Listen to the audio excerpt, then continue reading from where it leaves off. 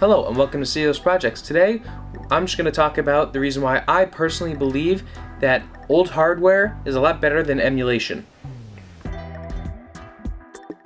So, the main reason why I love hardware more than emulation, and by hardware I mean using the original hardware like Windows 98 instead of using a Windows 98 emulator, is because I have ran into so many problems where I try to use a software, I try to use an old device, I try to play a video game, and it just doesn't work on an emulator.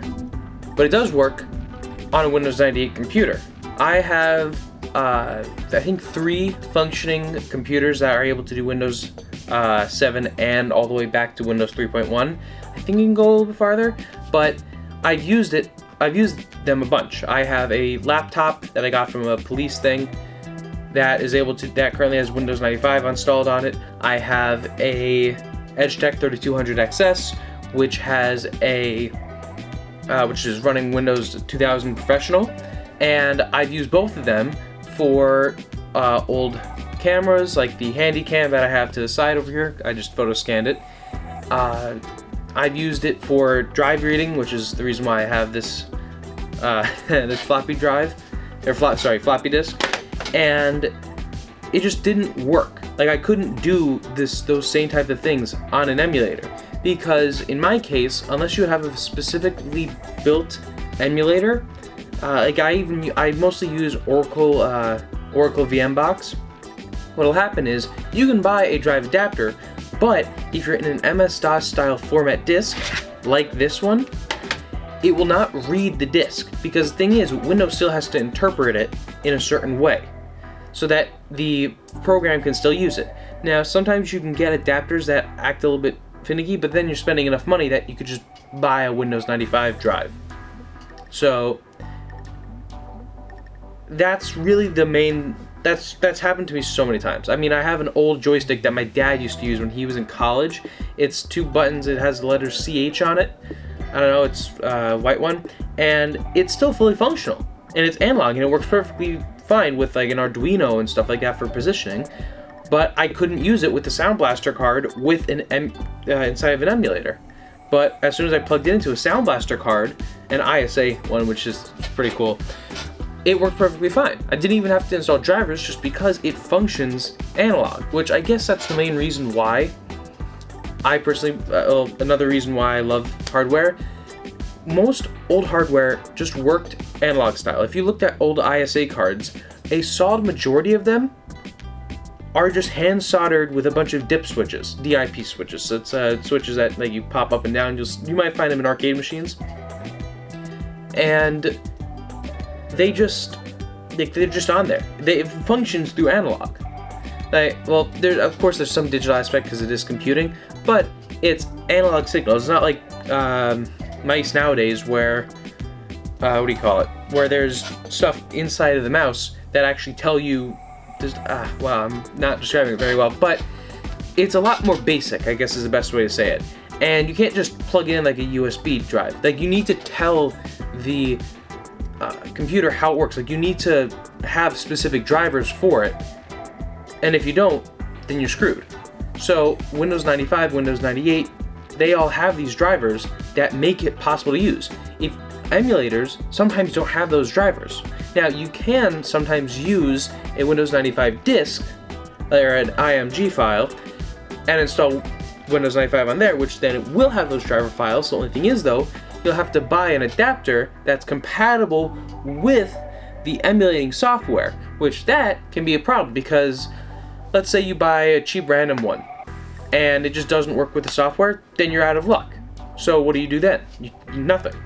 So you're sort of out of loss when you're trying to use old stuff. I mean, thankfully PS2 keyboards like this one that I refurbished, they work perfectly fine. You just have to buy an adapter. But when you get into these older things, like for example, I have a Tektronix 460A oscilloscope, and it requires a super rare, I guess you could call it rare, adapter to connect it to a computer. Now, if you have a modern day computer I think it's like GPDT or something like that. That's the port that's on the oscilloscope. If I were to get a GPDT to USB adapter, it would cost $3,000. I'm not even joking, because I actually asked my workshop if I could possibly get one, and they said no, which makes sense, because I originally thought they were going to be cheaper, and then I looked it up, found that it was $3,000, and then it wasn't even worth me asking them again. So on a Windows computer that I have, my EdgeTech 3200XS, it has an ISA card slot. The ISA card slot, which is one of the original, what do you call it? One of the original expansion card thing, that's the word, expansion card slots. That, I have an adapter, GPDT adapter. So all I needed to do was take two female GPDT adapters, solder them together, just using normal copper wire, and plug them in. And that was it. I didn't have to download any drivers, didn't have to do anything, because thankfully I had the original software, which just so happened to be on these floppy drives. I don't want to take out the oscilloscope because it's currently holding up a bunch of stuff, but it worked perfectly. I saved myself $3,000 by using a computer that I got for free, and I don't know, maybe 30 minutes of soldering. So it's more, I guess, well, to sum it all up, I love them. Emulation, it's usable for certain softwares, but when you get into any hardware, emulation just does not piece up to hardware. Because some people might say, well, this hardware is going to die out. It's not going to work well. Well, the thing is, a lot of CPUs that still exist, like the Pentium 4, Celeron, dual core, and all these things, certain motherboards have the ability to decrease the clock speeds. Like, I can run Windows 95 on a 1.4 gigahertz speed. Meanwhile, it's a Pentium 4 thing. It's a Pentium 4 CPU. So you're able to deprecate and decrease and slow down these CPUs so that you can still use it. And you could just easily go online and buy these CPUs and buy this stuff. And most motherboards also from those times, you can just replace parts on it really easily. So I forgot where I was going with this. But hardware-wise, it's better, it's gonna last longer, and it's just more compatible out of the box. And most likely, you're not gonna have to go around and dig through all these different things to figure it out. And if you say, well, just buy an adapter is great until either A, it dies and doesn't work, or B, you have a disk that you can't read on a modern operating system. Windows 7 was, I think, the first, if my little brother's right, was the first operating system that didn't have DOS on it. Or at least wasn't like a DOS-based system. So the problem with that was, or was it Windows XP or Vista? Regardless, Windows 10, trying to read MS-DOS encoded files on a floppy drive with an adapter just does not work.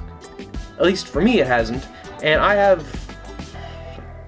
50 to 60 floppy disk drives, or floppy disks. So it just, when you can't access the files using modern day techniques, you have to use the old day techniques. And these computers you can get for free. Like, you go to, I don't know, you go to a school and say, hey, do you guys have any ancient computers? I bet you good money that someone there's gonna say, yeah, we've had this computer in storage since like 2006. I mean, that's how we got the EdgeTech computer. The year that it was made, the computer was worth like $15,000. Now, I mean, it's still worth a pretty penny because it has specialized hardware on it. I got it for free. And the computer I got from a police thing, there was a crime at my school, blah, blah, blah. They gave it back to police, or the police gave it back in evidence, and now it's mine. Fully legal, by the way. They just didn't have anyone to give it to, so they said, hey, you want it? I said, sure. So, they're free to get, they're super easy, and they don't cost money. $3,000 for buying an adapter versus just having a computer that has the adapter on it. And if you can spend, like, you just maybe spend half an hour looking for that connector on a computer, you can most definitely find one. Because people like me exist, where they don't retrofit stuff, they have stuff that gets retrofitted. So in other words, you would buy an adapter for the computer, the old computer, so that it can use modern day hardware. Not the other way around, where you have a modern day computer and uses old hardware. Because having an old computer that uses new hardware is so much easier because people make hardware compatible with that. It's not the other way around, where you have a modern day computer and you're trying to get old hardware to function on it, because certain protocols might not be known yet or might not be fully compatible with the adapters and stuff that you're using. Which, again, that brings up the old, of course, MS-DOS style encoded discs, which I wanted to play Doom, and I actually found my dad's old original Doom games on here, and I just couldn't copy over the files. I wanted to actually look inside the files and see what was in there, but I couldn't do it because they were encoded. So, yeah, and granted, this could all be an error on my part, but the second I put it into my EdgeTech 3200XS, I was able to read it perfectly fine. When I put it into an MS-DOS based operating system, it was perfectly fine. So, I guess that was just a rant that I've been wanting to do for a good while. Yeah, I personally just, that's what my feelings are. Emulation, is it still good? It's really great.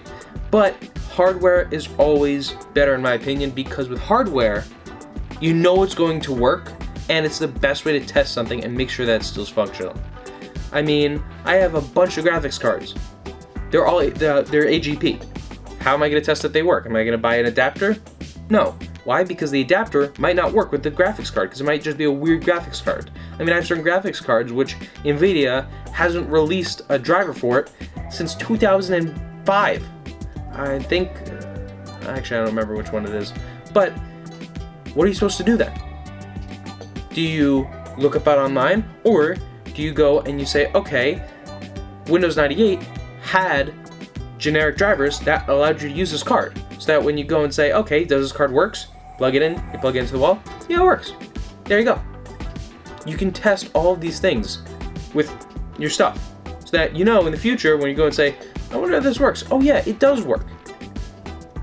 So, yeah. And my dog, he's back here, he's just chilling, because it's thundering and lightning outside. So, alright, well, I know it was just a rant, but thank you so much for watching, if you're still watching, and I will see you next week.